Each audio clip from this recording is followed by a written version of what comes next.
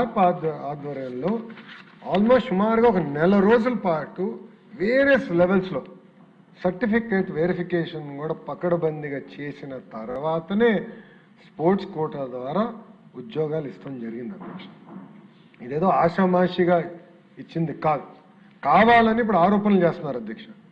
ఏదో కూనా రవి గారు chairman of some అథారిటీయో, లేదంటే ఎంపీ భరత్ గారు ఆనరీ చైర్మన్ ఆఫ్ సమ్ అథారిటీనో, లేదంటే ఆంధ్ర క్రికెట్ అసోసియేషన్లో ఒక ఎంపీ గారు సెక్రటరీ అనో, వాళ్ళు ఏదో సర్టిఫికేట్లు ఇచ్చేసారు దానికి వీళ్ళు ఓకే అన్నారంటే ఆధారాలు తీసుకురండి, ప్రూవ్ ఇట్.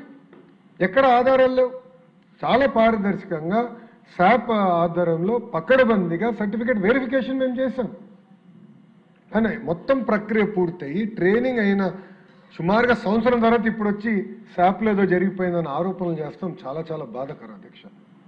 సో శాప్ ఆధ్వర్యంలో కూడా ఈ స్పోర్ట్స్ డిఎస్సి కోట కూడా పక్కడబందీగా మేము నిర్వహిస్తాం జరిగింది అధ్యక్ష. ఇక్కడ గౌరవ సభ్యులు కొన్ని విషయాలు చెప్పాలనుకుంటున్నాను అధ్యక్ష. ఎందుకంటే ఆరోపణలు వచ్చినప్పుడు గౌరవ సభ్యులకి ఒక మంత్రిగా నేను సమాధానం చెప్పాలి. It is my responsibility.